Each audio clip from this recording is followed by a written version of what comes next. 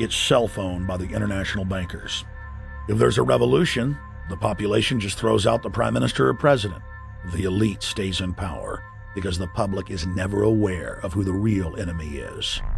In Evian, France in 1991, standing before the Bilderberg Group, the apex of the world government power structure, David Rockefeller defined the New World Order as a system of world government serving the international banking elite. For decades, the banker-owned media would attack anyone who dared to warn the public that a dictatorial world government was being constructed right under their nose, and that national sovereignty was being deliberately destroyed. And now, after years of denial, the media and the elite themselves are proudly announcing that not only is world government real, but is the answer to the financial crisis that they carefully engineered. Suddenly, the Wall Street Journal tells us that the North American Union is here, and that getting rid of the dollar for a common currency with Canada and Mexico is good. The Financial Times of London, published by a member of the Bilderberg Group, crowed that a dictatorial world government had been kept in the shadows for our own good, and that it was now time for it to emerge from behind the curtains of national security. White House Chief of Staff Rahm Emanuel stated on record that they can't let this crisis go to waste.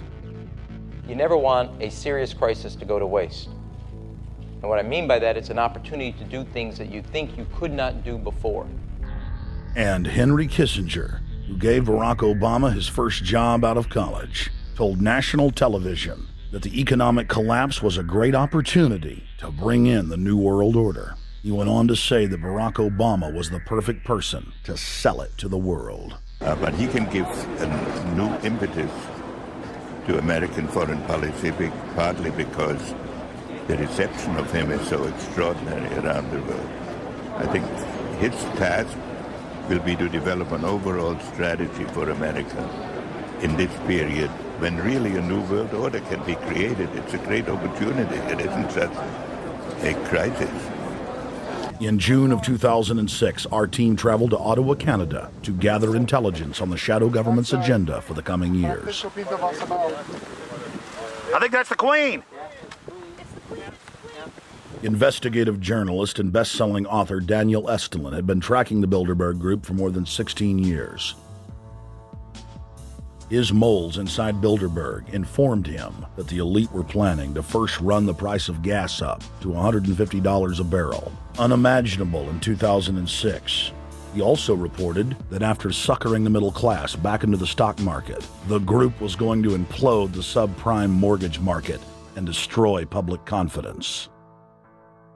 Well, one of the things that we're getting from this morning and this afternoon's conference, this morning conference was about the energy crisis, the price of oil. The afternoon conference, which started about 4 o'clock, 4:30, they were talking about one of the American delegates. I wasn't told who exactly it was talking about the the concern that the American citizens have had with the housing prices going down, so they're not investing that money. So what they needed to do is they needed to create the illusion that everything is going well. So what they're going to do over the next year and a half is to bring the market back up to 1998, 1999 levels.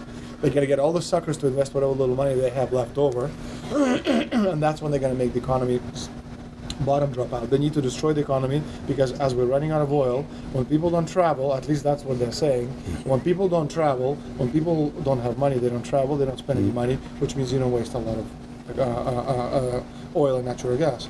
That's the afternoon. So how does this source, just ballpark, so you have the sources. Well, actually, there are two people who are members of the Bilderberg Club. It's actual members. They're members of the Bilderberg Club who for years and years and years have been going and participating in all the conversations. They've always been dead on, always. And last year they said the oil prices are going to go up to 150. At the time it was 39, it went up to 76, basically doubled.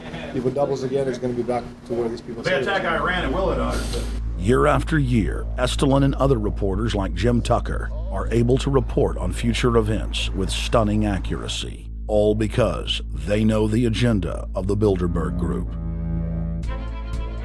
The Bilderberg Group sits at the top of the world power structure.